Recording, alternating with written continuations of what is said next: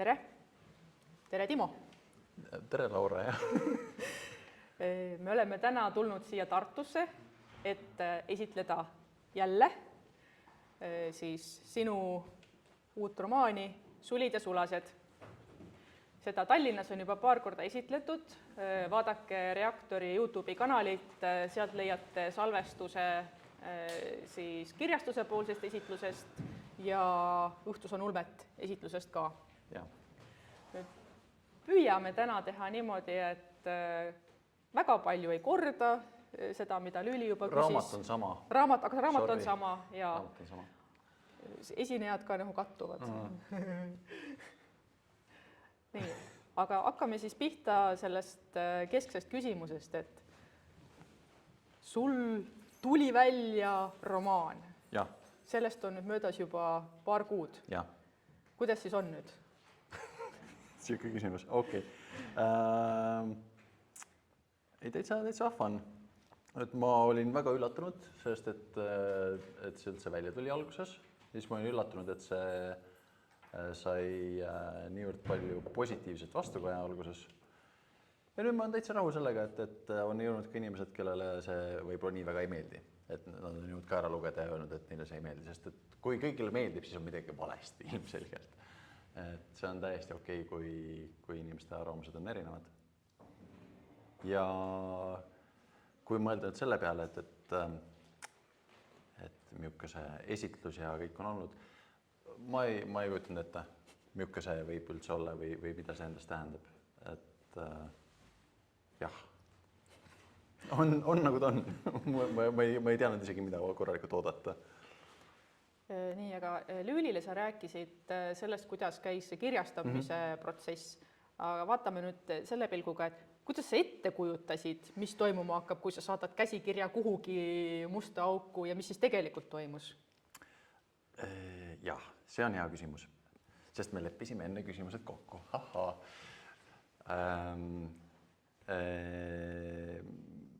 Mida ma arvasin, oli see, et ma saadan käsikirja ja siis ühel hetkel öeldakse, et kuule, see tuli nüüd välja.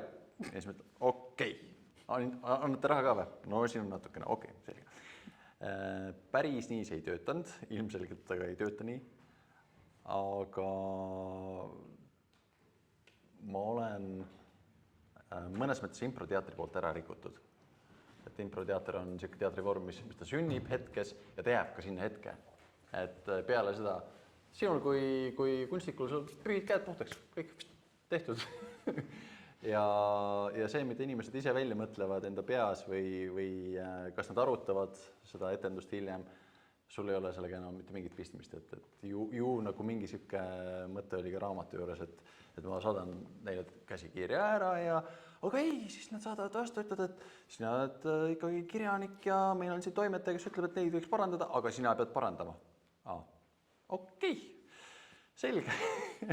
Et siis ma sain juba aru, et ilmselgelt see päris nii lihtne ei ole. Et ka Reaktorisse kirjutades alguses, kui ma saatsin ikkagi tekste, ma mõtlesin, et lihtsalt öeldakse, et see on hea või halb, sest et Algernon tegi kunagi niiviisi.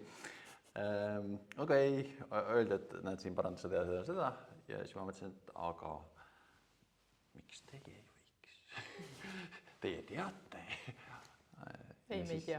Aga siis vaikselt jõudis kohale see, et autoril on nagu justkui mingi vastutus selle teksti üle.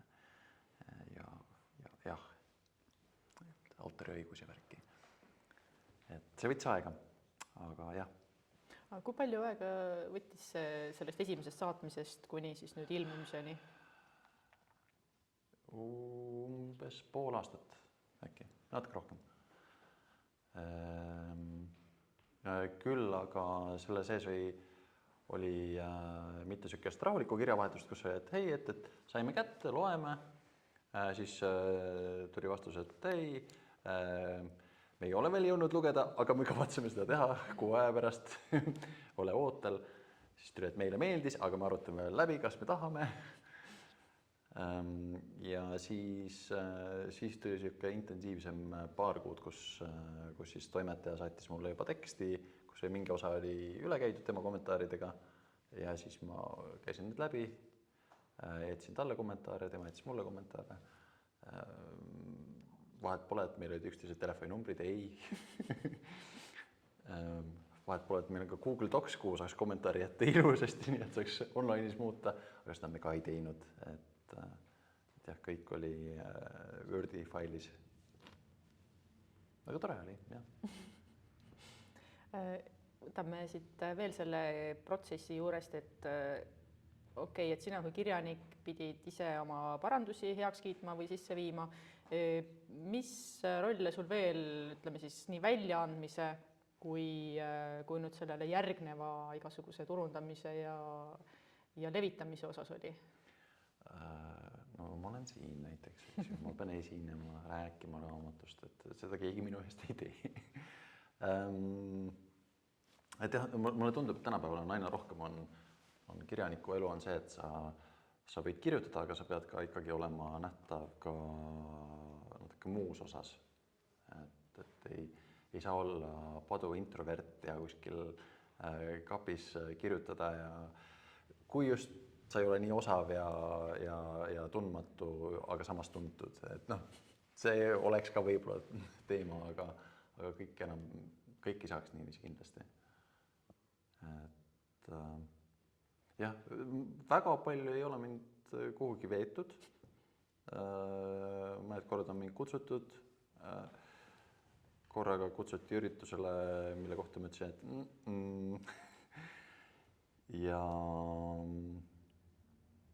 jah, pöördus minu poole ka üks õpilane just siin hiljaaegu, sest et neil siis koolikohustuslikus kirjanduses pakuti see raamat välja lugemisvalikuna ja ta pidi tegema sellest siis kokkuvõtte ja ka tutvustama autorit.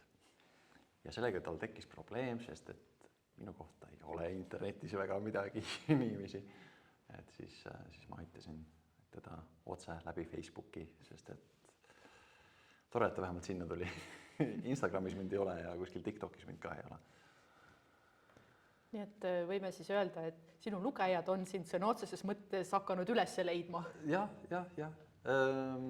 Kuigi mida ma märganud on see, et seda raamatut on nautinud võib-olla erinevad vanuserühmad. Et ka paljud vanemad inimesed, minu generatsioonist siis vanemad, on öelnud, et kui äge, väga tugev maaelu asi ja sa kindlasti elasid maal. Ei. Ja jah, et ainus häda jah, selle juures ongi see, et tegemist on välja mõeldud maailmaga, milles on vihjeid ajaloole. Kui sa võtsid siit alternatiivajalugu, siis ei, see ei ole alternatiivajalugu kindlasti mitte. Ja siin ma kohe meenutan oma enda lugemiskogemust. Mina nimelt sain oma eksemplari siis mitte sellise ilusa mõlema kaanepildiga, vaid sain proovitrüki eksemplari lugeda juba enne ametlikku väljatulekut.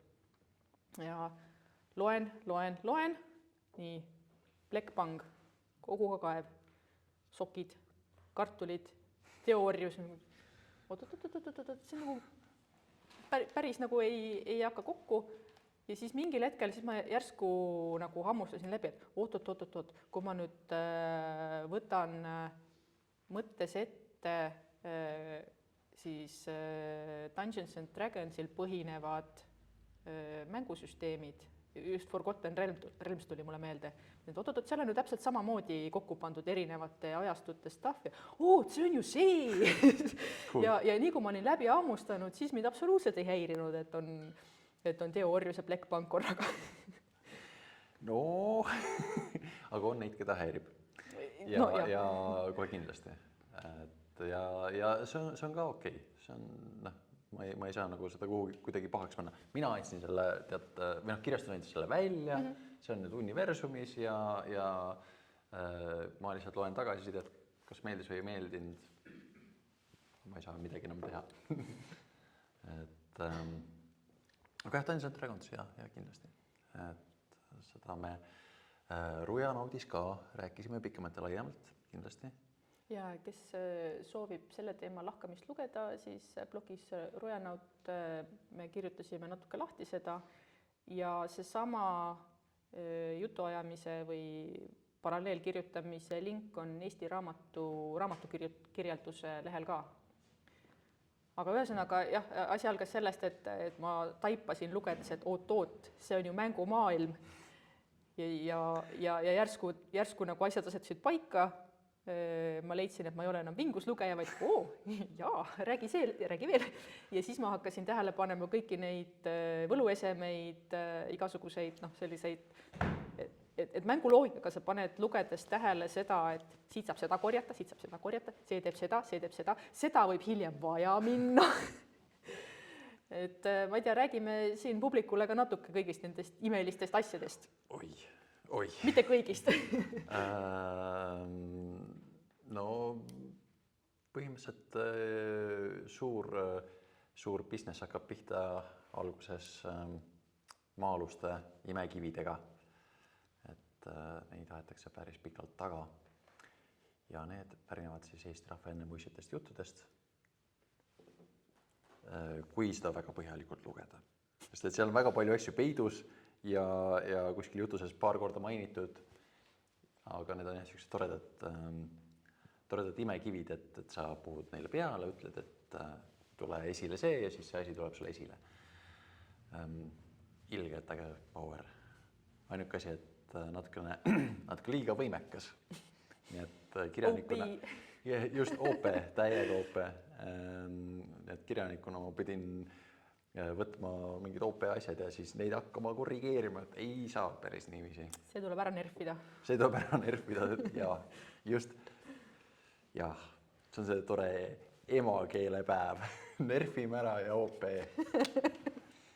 Aga tõsi on see, et eesti keel areneb ja muutub kogu aeg, eks ju. Ja ka meie mütoloogia, enne kohvikus arutasime selle üle, et mütoloogia puhul ongi see küsimus, et kas me paneme ta nüüd muuseumisse ja me käime teda vaatamas tihtilugu ja ta on muutumatu või siis ta muutub kaasa. Ja kui tema kaasa muutub, kas ta on enam see mütoloogia? Et siin ma justkui proovisin võtta meie mütoloogiat, panna ta käsitlusse, mis oleks tänapäevasem ja noortele huvitavam, aga kindlasti annaks seda veel tänapäevasemaks teha, et päris kratid ei käi nerfimas kedagi. Et see on jah siuke. Aga siis võib siis nagu väikse vahekokkuvõtte teha, et see, et elustada mütoloogiline maailm sellises tänapäeva soustis või tänapäeva loogikaga tänapäeva noorele ja et need noored leiaksid selle üles ja selle sinu käsitluse kaudu tutvuksid ka selle varem olnud kihiga, et see siis tundub, et läks nagu korda või? Mingil määral kindlasti, jah. Ja ka vanematele inimestele on tead tore vaadata ja lugeda ja meenutada. Just kui ma Tartu poole sõitsin, siis autos ka, meil oli seal erinevate generatsioonide esindajaid ja siis tuli õhku küsimus, et kui paljud teavad hambahaldjast, on kuulnud hambahaldjast midagi siin saalis, kes teab hambahaldjast midagi? Ja olete kuulnud, jah? No just, aga kes teab kilgist, kellele hambaid anti? No mõni teab, piruskundra. No võt, et siin... Jah, võib-olla, jah. Aga et hambahaldjas on siuke tänapäevane Hollywoodis paljuski tulnud nähtus meie kultuuriruumis. Aga enne seda oli tegelikult samamoodi, hambaid anti ikkagi ära mingile mütoloogilisele olevusele. Osades piirkondades oli ta kilk, kes elas ahju peal. Osades oli viruskundra, mis on oluliselt ägedam nimi kui kilk. Ja mingid nimetusi kindlasti veel. Ja võiks ju proovida neid asju tagasi tuua mingil määral vähemalt. Et muidu ongi meil tulevikus proovime teha, ma ei tea, balletti Eesti mütoloogiast ja siis seal on hambahaldjas ja goblin. Sest et keegi enam ei mäleta seda, mis nagu meil varem on olnud. Et taaskord, kui me vennalaste käest küsisin, et kas ta tead, milline on goblin? Ja, siuke roheline ja teravad kõrvad ja siuke väike. Okei, milline on kratt? Et sama teema.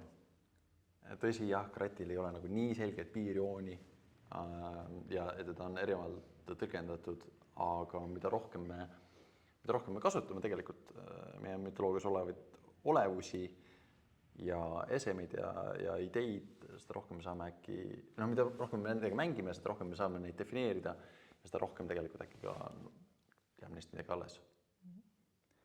Ja kui ma nüüd siit selle jutu peale hakkasin mõtlema, et nojah, et omal ajal Rehepapp ju tegi umbes seda sama, et need samad teemad pandi mängima, aga siis ma hakkasin mõtlema, et nojah, et Rehepapp ilmus ju juba nagu paarkümmend aastat tagasi, et see oli meie kooli ajal lugemisvara. Nii et juba selleni jõudmiseks on vaja võib-olla ka väikest sellist lisaastmekivi. Rehepappi ma lugesin ka enne kirjutamist. No ja siis selle juurest jõuad juba kaarnakivini. Jah, seda ma lugesin ka. See oli ka tore. Et jah, no Rehepapis olid ka, seal oli palju mütoloogilisi tegelasi, keda tegelikult ei kirjeldatud ega defineeritud.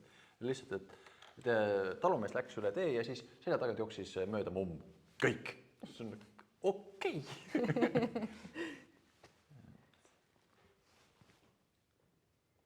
Nii, aga siin sa ütlesid juba, et on raamatu üles leidnud ka see publik, kellele selline käsitlus ja võib-olla selline temaatika ei pruugi meeldida. Et mida on sinu loost välja loetud, mida sa ise ei ole osanud sinna sisse panna? Ei, päris nii isegi ei ole öeldud, aga on öeldud küll, et see on ajalooliselt väga vale. Ja siis ma ütlen, jah. ma ei saa vastu vaielda, sest et see ei olnud ka otseselt eesmärk. Et ei ole alternatiivajalugu. Ma ei tea, nagu siin juba on sees nõidused ja asjad, et äkki see ajalugu ei peaks olema ka nagu nii tähtis. Et jah, mingi raam, jah, aga äkki ei peaks olema nagu nii tähtis alati. Aga muid asju väga ei ole välja loetud, et tõsi jah, igas tekstis vahel on väiksed vead. Siin me näiteks nimetame, mina kui autor nimetan kärpi 2 korda näriliseks ja ma tean, et kärp ei ole näriline. Ja minu ema on bioloog, tema teab ka, et kärp ei ole näriline. Aga siuksed apsakad jäävad sisse, sest et vahel jäävad sisse, aga kirjutades ikkagi meil on mingi visioon ju silmes, kui me kirjutame. Ja niipea, kui ma üritan kärbi kohta enda peas öelda kiske, siis kiske on minu jaoks mingi suur ja siuke purev loom, eks ju. Siil näiteks minu jaoks ei ole kiske, sest siil. Kärp ka Putuk toiduline. No, kärp samamoodi, ma ei saa tema jaoks kiske öelda, sest et minu jaoks ta näeb välja nagu ülekasvanud hamster natukene, et minu jaoks ta on nagu pigem siuke närilise moodi ja sellepärast ma panengi kiri nii, nagu minu jaoks loomulikum tundub ja pärast tuleb välja, et oih jah, et see juhtub nii vahel. Ja ei, ma mäletan lugedes, oli täpselt, loen ja siis tuleb see näriline, siis oli nagu see heliefekt, kuidas plaat jääb seisma. Ja ma mõtlesin, nii, ma saan täpselt aru, kuidas selline tööõnnetus saab juhtuda. See on see, et kui sul tekst parasjagu kerib ja sinu ülesanne hetkel on see, et see nagu teksti inerts ikka kestaks ja et lugu läheks edasi. Et mina ise arvasin pärast, et selle koha peal oleks võinud toimetaja tähelepanu juhtida, aga ma sain tõesti väga hästi aru, kuidas selline ilmne apsakas saab jääda sisse ja juhtubki. Tegelikult me praegu oleme siin ees ja täiega teeme seda raamatut maha nagu tähele pannud. Ei, siin on head kraamlingu sees. Laura on ka praegu veel väga elevil, aga kohe tuleb enda raamat välja. Ja. Tõsi. Ja siis saab kätte maksta. Aga panite tähele, et minu raamat oli enne Laura raamatut. Ma ei taha küll. Jah. Järelikult sa oled 100 korda edukam. Ei. Küll aga me oleme kirjutamisest päris palju rääkinud ja me mõtlesime täna ka kirjutamisest rääkida. On sul mingi küsimusi selles alas? Võtame nüüd selle ploki siin ette. No, et see kuidas seda kirjutamise hoogu hoida, mis selle käigus juhtuda võib, see nüüd juba natukene tuli jutuks. Ma vaatan, kust otsast me alustame. Kas me alustame käkikestest siis või? Käkikesed on hea sõna. Jah, hommikul, kui me leppisime kokku, mis järjekorras me umbes millest räägime ja üleüldse kirjutamisest, siis tekkis selline märksõna käkikesed, aga see ei ole üldse mitte seotud apsakatega, vaid see on kirjutamisprotsessis hoopis midagi muud. Mis on käkikesed? Käkikesed on mingid sellised ideed või mõttekänkrad, mis vaikselt nagu tekivad ja siis saad neid justkui udjada nööri otsa, kuni nad tekitavad mingi terviku. Et nad vaikselt, kui sa tegeled mingi tekstiga, kirjutad seda näiteks tegelemine, siis tihti on see, et sul tekib mingid ideid juurde ja see põhimõtteliselt saadki neid puntrasse kokku ajada ja loogiliseks ajada pärast võib-olla. Et jah, ja neid detaile käkikeste jaoks tuleb päris elust ja just mingitest kogemustest või mingitest imelikest mõtetest. Jah, keegi ütleb mingi märksõna kogemata, nopid selle kinni. Just, märksõna või täiesti jaburad mõtted, näiteks ma hiljuti jäin mõtlema, et miks me ütleme tulekahju. Miks meil on mingi kelluke, mille peal on kiri tulekahju. Kahju on see, kui tuli on juba üle käinud ju. Et võiks olla põleng, oleks nagu kuidagi loogilisem. Tulekahju tundub nagu sõnana kuidagi veider. Et jah, sellised imelikud mõtted tulevad. Ja siis nendest mingi hetk saad sa teha mingid käkikesed ja siis sa teed nendest pätsid ja siis saad need ahju ja siis tuleb lugu. Nii, ja siis me panime veel tähele, et kui on ühelt poolt on sellised käkikesed, mis me nopime kuskilt maastikult ülesse, siis teine selline kirjutamisprotsessi element, mis meid mõlemaid kõnetas, oli see, et kipuvad tekstidesse tekkima korduvad elemendid, mida sa ise märkad tagantjärele. Ja. Näiteks? Ja, sina kirjutad iga kuu reaktorisse, nii et sa võib-olla paned tähele ka, mis sinna läheb. Tõsi. Vaata, raamatu puhul ma ei saa öelda, et on korduvaid elemente, sest et see on minu esimene. Et kui on mitu tükki, siis saab äkki võrrelda. Aga reaktoris, jah, päris palju minu lugudest on hästi lühikesed, ilmselgelt, aga ehitatud pandi peale. Et see on üks asi, mida ma teen, et ootamatu pööre, mis tuleb lõpus. Võib-olla sellepärast, et mulle meeldivad anekdoodid, ma ei tea. Aga jah, et see on selline püsiv element. Ja meeldib lihtsalt. Toon vastu näite.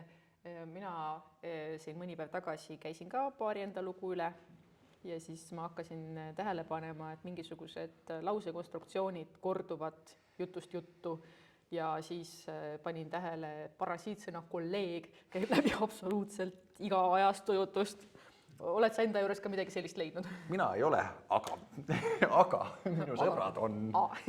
Et ilmselgelt on üks minu sundsõna paljudes kohtades. Ilmselgelt. Ja mingid asju kindlasti veel, mida hetkel ei tule ka pähe.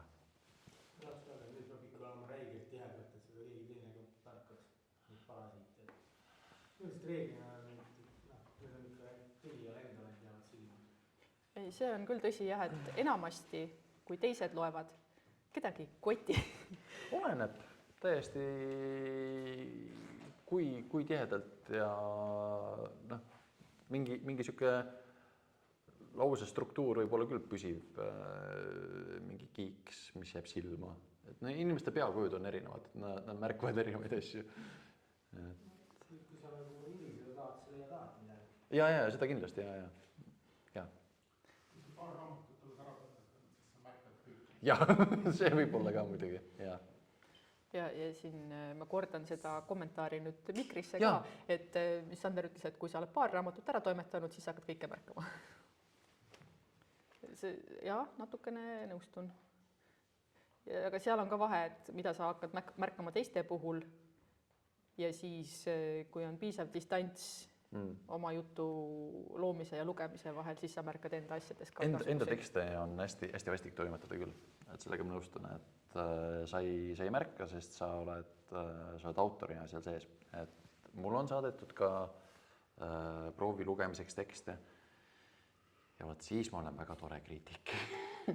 Aga enda tekstide puhul see ei tule nii. Lihtsalt sa kuidagi, sa oled vales rollis selle jaoks. Ja seda distants tuleb võtta, teistmoodi ei saa. Selle raamatu puhul ka tegelikult lõppu ma kirjutasin ümber, sest ma olin võib-olla liiga sees, aga ma sain aru ikkagi piisavalt hästi, et see lõpp ei töötanud, ma ei olnud sellega rahul ise. Ja siis ma kirjutasin uuesti ümber. 4 aastat. Aga 4 aastat ma tegin lõppu ümber. 4 aastat tegid lõppu ümber? Jah. Aga kui ei töötanud? Aga ma ei olnud rahul sellega. Et... See tundub uskumatu asi. Teised teevad ka midagi magistertööd samamoodi. Ongi 2020 tuli põhimõtteliselt esimene mustandsest käsikirjast ja seisis ikkagi. No selles mõttes ma ei tegelenud sellega igapäevaselt, jah, on selle asja nimi, aga ma sain aru, et see ei tööta ja iga paari kuu tagant ma võtsin uuesti ette ja proovisin uuesti ümber mõelda. Aga siis sa nagu veel seda kellelegi ei saatnud? Ma mõtlen... Ei, seda mitte. Et okei, siis ta on 3,5 aastat, no ikkagi. Et seal oli ikkagi, minu jaoks oli selge see, et ta niiviisi töötanud. Paar proovilugejat said tõesti sihukese teksti, kus see lõpp ei olnud sihuke, nagu mulle oleks meeldinud. Ja nad tõid sellega välja ja ma ütlesin, ma nõustun. Et nüüd jah, see lõpp on sihuke asi, millega ma olen rahul. Kas ta on perfektne? Ei, alati saab paremini, aga ta on nii, et ma olen rahul. Siin ma hakkasin mõtlema seda, et kui sa rääkisid alguses minuga sellest kirjutamise protsessist, et siis alguses oli hästi palju juttu sellest novembri hoogkirjutamisest, seda, kuidas sul oli kodus remont, kuidas sa kolisid peldikusse, et saaks laste eest peitu minna ja rahus kirjutada. Aga sa vist ei ole puudutanud vahepeal seda, et kui see esimene käsikiri valmis sai, et mis sealt edasi juhtus? Juhtus see, et ta natuke seisis ja siis ma vaatasin üle ja sain aru, et mis nagu töötab ja mis mitte. Ja üllatavalt palju tegelikult, see raamat, kui sa oled lugenud, siis seal on nagu 2 poolt, mis on väga erinevas stiilis, võiks öelda, kirjutatud. Et esimene pool, ma ütleks, et esimene pool oli natukene õhem esimeses mustandis. Sest ma sain aru, et ma tahan, et siin oleks rohkem kirjeldusi, siis ma hakkasin neid juurde panema. Ta on sihuke lihaluudele toppimine, aga ma ei suuda kirjutada teksti nii, et ma tean, kuhu ta läheb. Seega see lihaluudele toppimine tähendab, et ta peab juba olema sihuke pool zombi, et mingi liha peab juba olema. Et ma ei suuda sinna liiga palju juurde panna. Niipea kui on lõpp käes, niipea on minu jaoks juba natukene igav. aga mis koha kirjutamine või väljatöötamine näiteks su lemmik on, et mida sa ise tundsid, et seda meeldib kirjutada või et sellega sa tegeled hea meelega? Thanks.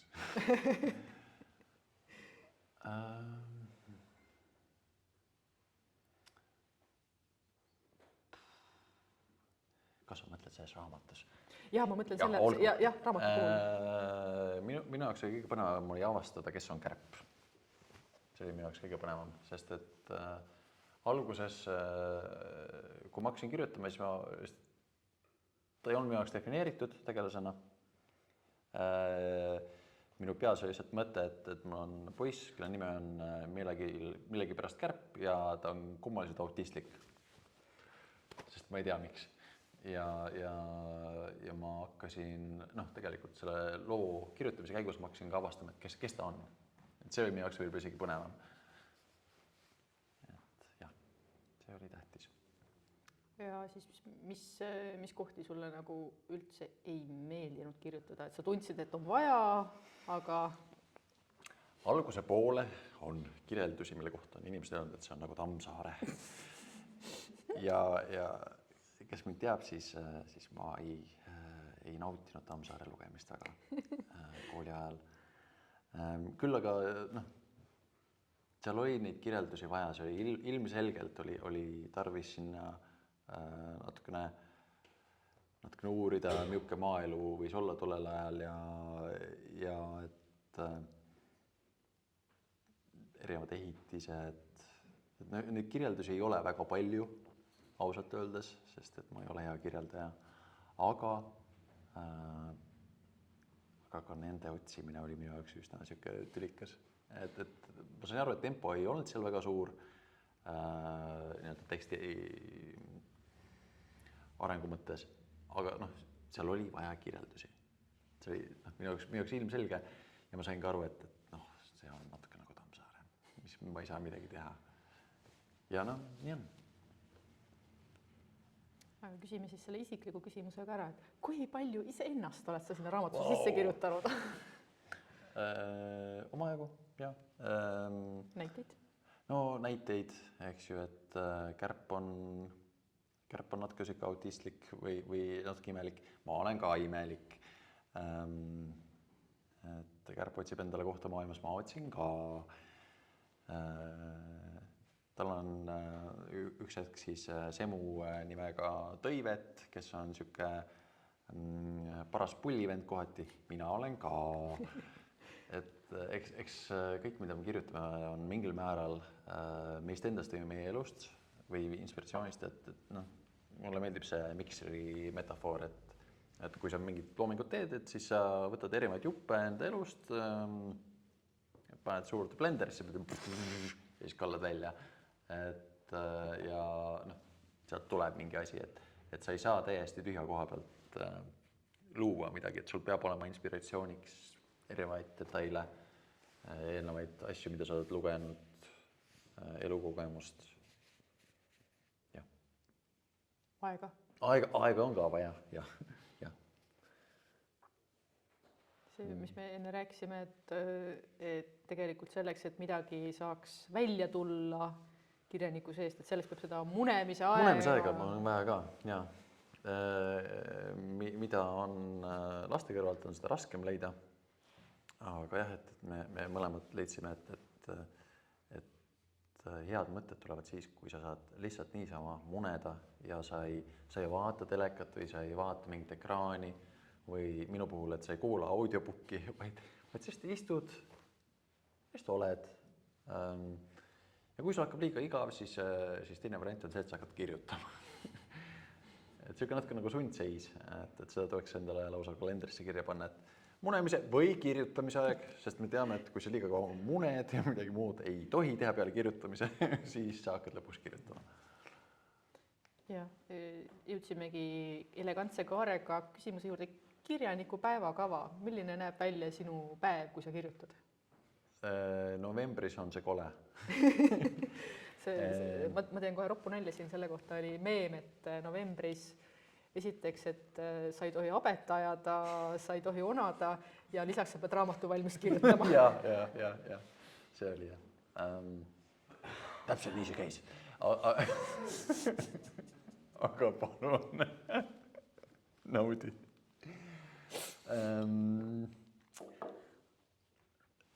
Novembris oli, ja esimene aasta, kui ma novembri kirjutamist tegin, siis oli küll,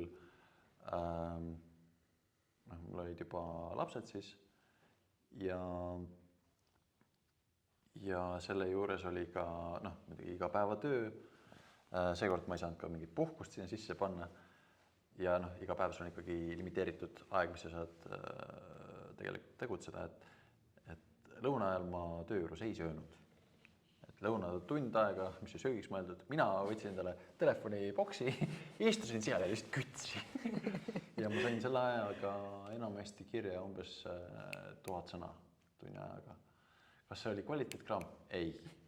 Aga kas ta nii-öelda viis lugu kuhugi edasi ja ta täitis seda eesmärki, et sa kuu ajaga saad vähemalt nii palju sõnu kirja? Jaa, seda kindlasti. Aga palju on ka vaja tegelikult seda aega, et sa lihtsalt mõtled. Et sa ei võta liiga palju uut informatsiooni sisse, vaid sa lihtsalt mõtled mingid asjad üle, sa piinad ennast nende teemadega, kuni sul tekib idee, kuidas edasi minna. Sest muidu sa ei saa edasi liikuda. See peab segama sind. Ma nüüd vaatan kella vahepeal. Ja, vaata. Ma enne ei vaadanud. On vist aeg hakata võtma küsimusi. Meelis, lase tulla. Küta. Kõige lihtsam küsimus on üldse kirjanikult esitada. Kust tulevad ideed? Jaa, see on hea küsimus. Kordame igaks juhuks mikrisse ka. Meelis küsis, kust tulevad ideed. Ja kordame veel korra, et kõik kuuleks. Meelis küsis, et kust tulevad ideed. Ideed. Mina arvan, et ideed tulevad sellest, et meie ajusse põrkuvad erinevad detailid. Ja siis nad põrkuvad vahel väga imelikult ja siis sealt tulebki mingi mõte, et ohoo! Käkikesed. No käkikesed, jah. Ja see ohoo võib tõesti tunduda, et see on ilmutus kuskilt mujalt. Kunagi just oli ka see, et igal loomeartistil on oma teemon või geenius kaasas, kes on niisugune tegelane. Et seega, kui sinu kirjutisel ei lähe hästi, järelikult ei ole ainult sinust süü, vaid ka sinu teemon on natuke loll. Aga samas, kui läheb hästi, siis ei ole ainult sind kiita, vaid ka sinu teemon on tubli. See idee mulle üldiselt meeldib, sest et kuidas need ideed täpselt tekivad, on raske öelda ja kogu süüd või kogu kiitust selle pealt endale võtta tundub nagu kuidagi ebaaus või ebaõige. Küll aga jah, tõsi on see, et kui sa oled silmad lahti, siis tekivad erinevad mõtted. Täna näiteks mina nägin elektrikappi, tulime just kohvikust välja, nägin elektrikappi ja mõtlesin, et peakaitse. Ei, peakilp oli. Jah, peakilp. See võiks olla kiiver hoopis ju. Kontekst hoopis teine, aga ajus tekivad seosed. Me ei tea täpselt kuidas või miks, aga sealt need ideed tulevad. Ja mis mulle tundub, on ka see, et kui see on mingi eesmärk püstitatud, näiteks mul oli selle esimese mustandi puhul mul oli eesmärk juba mitu kuud ette teada. Tõsi, mul ei olnud kondikava, aga mul oli eesmärk, et ma tahan Eesti mütoloogial põhinevat sükest seikluslikku asja kirjutada. Siis ma lugesin, ma tegin märkmeid ja selle peale mul justkui tekkis rohkem nii-öelda komposti, mille pealt ideid kasvatada. Et sul ongi justkui seda materjali vaja, mille pealt saavad nagu tekkida uued ideed. Eriti kui sa tahad suunata neid ideid mingis kindlas suunas, et sul on vaja selle suuna komposti. Mitte ma ütleks, et nüüd Eesti rahva enne muistid jutt oleks nagu kompost päris, aga saate sellest mõttest aru. ma küsin ka vahele, et minul näiteks on kohe üks eraldi dokument, kuhu ma igasugused niisugused pälgatused lihtsalt kirjutan üles. Kas sul on ka mingi ideede kogumise koht? Ma panen telefoni kirja mõned asjad ja siis väga tihti ma ei kirjelda neid korralikult, nii et ma mitu kuud hiljem võtan lahti enda märkmid ja vaatan, et mida sa tahtsid sellega öelda. Täiesti absurdne mingi sõna lihtsalt. Aga vahel mõned asjad jäävad ka lihtsalt kuhugi kahe kõrva vahele. Tihti ma postitan ka Facebooki ja sealt nad hakkavad oma elu elama, sest inimestel tekib nendega uusi seoseid ja siis ma ütlen, kuule, see inspiratsioon tuleb tähega. Ja see on äge. Jah. Sul oli see postitus, et kuidas publik päästis kirjaniku, räägi, mis seal juhtus? Mul ei tule praegu meelde. Et sul oli, sa kirjutasid Reaktorisse loo lõpuks. Korra oli, võib-olla oli... Et sa Facebookis vist küsisid, et see oli mingi improsarnane olukord. See on nüüd see teema, et jah, mina olen teinud improteatrit päris kaua. Viimasel ajal vähem. Või viimasel ajal natuke rohkem, kui ma nüüd paar aastat tagasi tegin. Anyways. Improteatris on see, et sa lähed lavale ja sa võtad publikult inspiratsiooni ja kui sa teed pika vormi, sul on vaja teha täispikk etendus sellest inspiratsioonist, mis sul on. Nagu täna? Nagu täna, natukene, meil on siin tegelikult ettevalmistus. Aga sa pead olema valmis täispikkuses narratiivi looma samal hetkel, kui sa seda lood või koos kaasnäitlejatega. Et seda on võib-olla raske kirjeldada, aga see tekitab nagu mingisuguse usalduse, et sa suudad tajuda vähemalt loo algust ja loo lõppu ja toppida sinna asju sisse, mis esmapilgul võib-olla ei sobiks sinna. Sest et publik võib olla väga leidlik.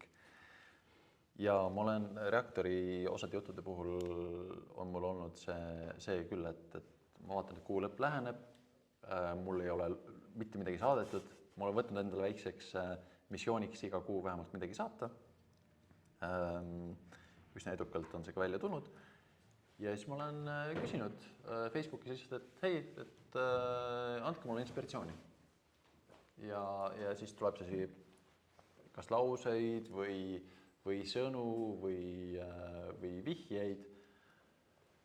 Ja ma proovin võimalikult paljud neist ära kasutada, hoides ka silma peale, et ma ei rikuks sellega ära lugu liiga palju, sest et kui sa tõesti väga palju jaburaid asju ühe loo sisse paned, siis see enam ei toimi.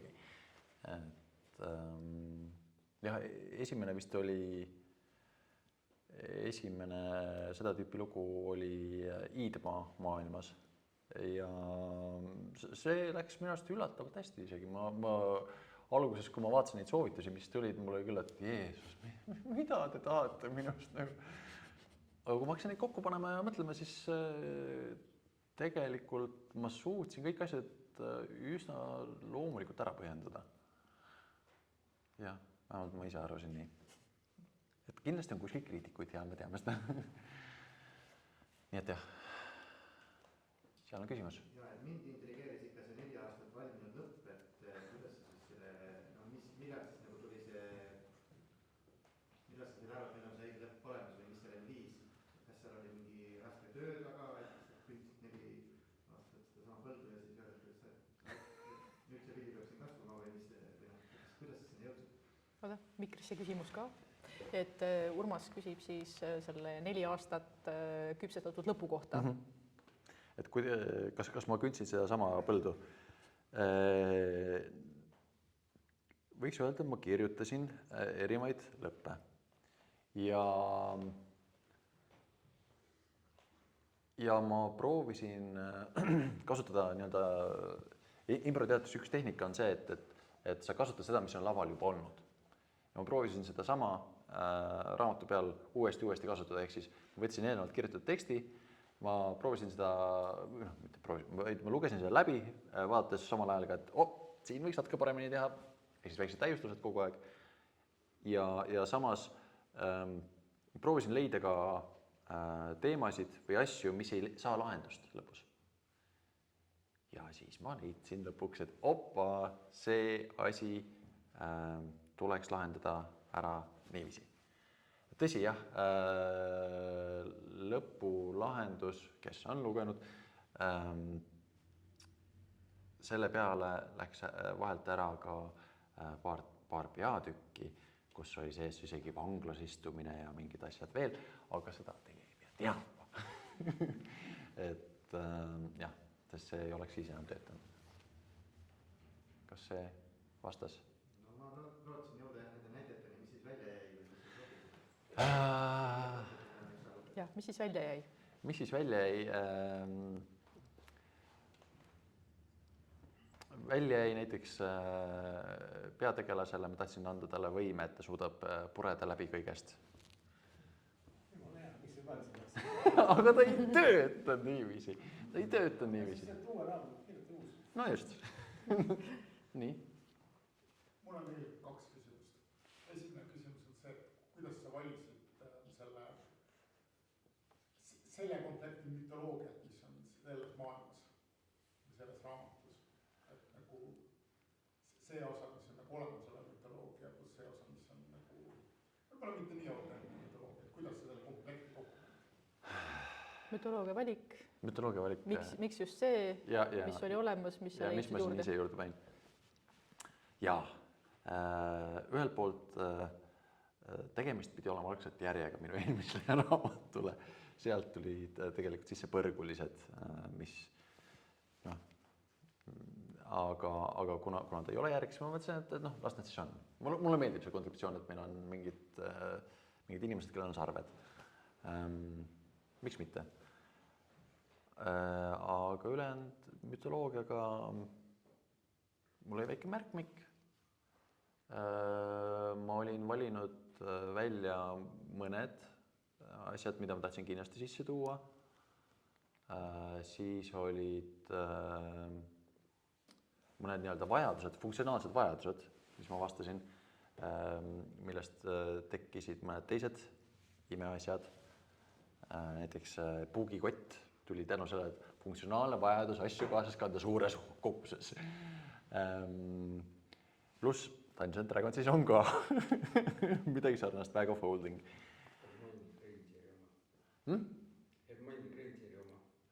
No jah, natukene sarnane, mitte päris. Aga jah, et funktsionaalne vajadus oli selle järgi. Ja mingite kohtade puhul oli ka see, et ma ei olnud päris kindel, mida sisse tuua. Et ma nägin, et siin on nagu mingi nii-öelda justkui kirjutad, siin on vaja mingit asja. Ja siis sa võtad enda märkmikku, mida sa oled siin 2 kuud täitnud, vaatad Ma proovisin ka nii-öelda naljakamaid asju sisse panna, rammujook, üks minu lemmik. See oli see, kuhu hiir tuli sisse pigistada või? Ei, noh, mis üks hiir, terve hiirepesakond. Et meie lugudes on väga toredaid mütoloogilisi asju, et kui me võtame tõesti mingi Dungeons & Dragonsi maailma, siis seal on hästi palju erinevaid ravijooke, seal on hästi palju erinevaid maagilisi asju ja erinevaid maagilisi võimeid ka, on ju. Ja siis võtad Eesti mütoloogia, siis meil on siin rammujook, mis on põhimõtteliselt hiire keedis ja siis on kivid. Peamiselt on erinevate võimetega kivid, sest et talupojal ei olnud sul kuskil võtta mingit superjooki ega mingeid muid supervõimega asju, et imekivid olid teemas. Teine küsimus oli veel? Teine küsimus on selline klassikaline pehme versus kõvamaagilisest. Jah. Kus sinu valikud jooksevad, et nagu seal on üheks otsad on siis näiteks Sanderson ja eriti Rotfus ja teises otsad on siis, ma ei tea, kas või ja ma tean seda jaotust, pehme ja kõva. Küsimus oli siis, jah, pehme ja kõva. Et kumb või... Ma ütleks, et see on niisugune poolkõva. Aga palun. Kuidas kas sa reaalselt mõtled selle peale või? Ma kirjutamise ajal ma mõtlesin selle peale. Selle peale, mis jooksevad maagia võib... Ja mingites kohtades on, mingite asjade juures on see ära defineeritud väga konkreetselt. Et peategelane Kärp on niisugune poiss, kes ka küsib küsimusi, mida võib-olla ülejäänud maailm ei ole küsinud, aga kui sul on kivi, mis sa puhud talle peale ja ütled, et saagu sinust hobune näiteks, aga mis sa ütled, et 3 hinge tõmbe pärast saagu sinust hobune, et noh, siuke nii-öelda, ta hakkab nii-öelda mängima nagu nende piiridega või reeglitega seal. Et seda siin päris ei ole, et kuskil oleks sul nimekirja, et nii see level ja see loits, aga mida ma proovisin küll teha, on see, et kui sul on, kui sa oled mingi väetegelase sulane, siis sul on sealt tulenevalt mingid omadused, mingid oskused, mida sa saad teha, mingid võimed, mida sa saad teha. Nad ei ole võib-olla super detailselt ära defineeritud, aga neid annaks defineerida. Et minu eesmärk siin juures oligi natuke ka see, et luua justkui maailma, millest saaks teha midagi, mis oleks Dungeons & Dragonsi taoline. Seega ma pidin seda maagiasüsteemi enda jaoks natukenegi struktureerima. See oli järgmiseks lauamäng, jah? Ma kahtlen sellest, sest minu peakuju ei ole nii hea, aga siin on inspiratsiooni selle jaoks küll, ma arvan seda. Et ma arvan, et siin on potentsiaali küll. Potentsiaali mängudeks. Potentsiaali mängudeks, jaa. Vaatame jälle kella.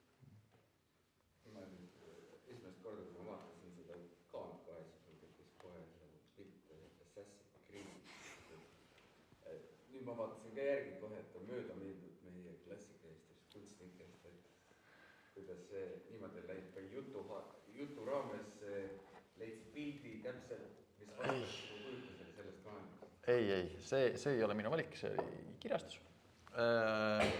Mina ütlesin kirjastusele, et nagu ma enne ka ütlesin, et impronäitlejana mul on olnud see sisemine veendumus, et ma teen kunsti ära ja tšau, et selle käsikirjaga oli umbes sama, mille ma arvasin, et ma annan neile ära ja siis on tšau, te võite raha kanda. Aga ma pidin ikkagi seda toimetama ja nad küsib minu käest ka, et kas on mingeid tugevaid soovitusi, et mis võiks olla kaanel. Ma ütlesin, et mündid ja kärp. Et no näed. Ja ülejäänud oli nende teha ja ma võtsin ka arvesse, et tegemist on üsna pika ajalooga kirjastusega, et ju nad teavad, mida nad teevad. Ja nagu ma hiljem teada sain, siis laual käis päris mitu erinevat kaanekujundust ja päris mitu erinevat ideed. Ja nende arvates see andis edasi võib-olla seda mitte küll kõige täpsemalt seda Eesti hõngu, aga siukest salapärast hõngu ja võiks ka kutsuda võib-olla noori kergemini lugema, sest et me tahame seda. Ometi. Ei, hästi mõnus. Noh, okei. Jaa, salapära hõng on tõesti. Mul ka, kui ma sain selle proovieksemplari kätte, siis vaatasin, seiklus. Aga sul ei olnud kärpigi taga. Mul ei olnud kärpi taga, jah. Just. See kõlab nagu mingi metafoor. Mul ei olnud kärpi taga. Okei. Küsimusi veel? See tegelikult ei rääkinud üldse nagu endast, selles mõttes, et nagu haridus ja töö ja suhtes asjad. Haridus ja töö, jah. Tõsi, jah. Nii palju kui muidugi raamidega selles mõttes, et nagu tavaliselt algab see, et kes sa oled. Ja, kes sa oled, kus... Sellest kui mööda, ma ei tea. no me oleme sellest omavahel nii palju rääkinud, et kes me oleme ja kust me tuleme, kõik teavad. Võta siis kokku. Jaa, hetkel ma olen lapsevanem ja natuke kirjutan ajakirjandusse. Mina olen siis töötanud Pipedrive'is ja Microsoftis ja Skipis, tegelenud peamiselt klientidega, sest et mulle meeldivad inimesed, hoolimata sellest, et nad panevad minu raamatu hindeks 2 või 1. Aga nad ikkagi meeldivad mulle. Ja hariduselt ma olen õppinud IT-d natukene ja sinna kõrvale on mul väga huvitav kraad, mida Eestis on väga vähestel, mis on siis kunstiteraapia, draamasuund. Seda on minu teada hetkel umbes 5 inimesel, kui üldse. See ei tähenda seda, et ma nüüd praktiseeriks kuskil kunstiteraapiat, aga see tähendab seda, et mul on baasülevaade erinevatest teraapiasuundadest ja psühholoogiast ja ma näen kunsti või ka teatrit vahendina, kuidas inimest aidata äkki, ühiskonda paremaks teha. Nii et jah, ja seal juures on siis ka see, et ma olen üsna palju laval teinud improteatrit. Jah, ma olen introvert, aga ma olen edev introvert, nii et ja sest me enne ka rääkisime, et mis aitab tegelikult igasuguse lavahirmu ja asja vastu väga palju on see, et sul on roll. Et isegi siis, kui sa oled inimene, kes muidu tead, ma kirjutaks siin kapis ja siis nad võiks lihtsalt välja anda ja keegi teine võiks kõik ära teha. Mina pole vaiba alla. Et siis sa saadki võtta endale nii-öelda lavakirjaniku rolli lihtsalt. Et sa mõnes mõttes sul on nagu karakter, sul on mask ees. Ja sul on eesmärk, mida täita. Sul on nahk seljas. Jah, seda ka. Päriselt ka. Ei. See kärbinahk. Ja. Aga et jah, enne tuli teemaks meil see, et on vaja nii-öelda üksi oleku aega, omajagu ja mullutamise aega. Aga eks meil kõigil on vaja kontakti teistega. Minu puhul on see, et mul peab olema ka mingi eesmärk või mingi kontroll selle olukorra üle, et kui ma olen tõesti nagu mingi suures seltskonnas ja ma enamik ei tea ja mind pannakse kuhugi tähelepanu keskpunkti. Aga siin, jah, näod mõned on tuttavad, kõik ei ole. Aga ma tean, et siin on minu roll, see on minu funktsioon, ma pean seda täitma. Oluliselt lihtsam olla introvert. Nii, anna minna. Just see enne muistsete rahvajuttude ja muistendite teema, et me teame, et on see Kreitsvaldil on see kaks Ja. ilusate piltidega. On. Et kas sa nagu seda kuidagi süvitsi oled uurinud just näiteks me teame, et Hargla ja Kivirähk käivad siin samas natuke eemal kirjandusmuuseumis, kui vaid tänavat pidi natuke jalga poole. Et kas mingit sellist asja ei ole või siis ongi ainult see nii-öelda see, mis on raamatu näol olemas? Ainult see, mis on raamatu näol olemas. Mul on mõned tuttavad, kes on ajaloolased või kes ise huvitavad asjadest. Nad on rääkinud erinevaid lugusid tõesti. Või soovitanud mulle mingit tekste lugeda, mis on kuskil veebis näiteks kättesaadaval. Aga ma ise ei ole käinud kuskil arhiivides tuhnimas. Ma võiks seda teha küll, tõsi, aga ma ei ole seda teinud. Küll aga, kui te kunagi seda loete või siis äkki, ma ei tea, olete juba lugenud, siis siin on sees ka üks nõidus nimetusega Kuradimunad ja selle ilusasti rääkis mulle telefoni teel üks memmeke ja tema reaalselt nägi, kuidas seda tehti. Nii et tegemist on nagu päris elemendiga. Et jah. See on siis see kirjutamise novembri tunne. kirjutamise novembri tunne, mis sa mõtled selle all? kuradi munad. Jah, seda ka, jah, aga et inspiratsiooni ja päris asju ma olen proovinud siia sisse panna küll ja ma olen proovinud ka vältida mingeid asju, sest et need teeks asju väga naeruväärseks, et meil on ka näiteks mingeid lugusid, kus pahalased tulevad ja muutuvad hiiglaslikeks kanadeks ja jooksevad ringi ja ma mõtlen, et no ma ei saa see ei ole noh, et jah, korraks on võib-olla naljakas, aga pärast enam ju ei ole see tõsiselt võetav. Just maailma loogika läheb liiga paigast ära. Et natukene võib teda nii-öelda nihutada mingis suunas, aga kui ta läheb nii liiga tasakaalust ära, siis ta lihtsalt, ta ei ole enam piisavalt usutav. Et jah, igat kraami ei saa sisse panna.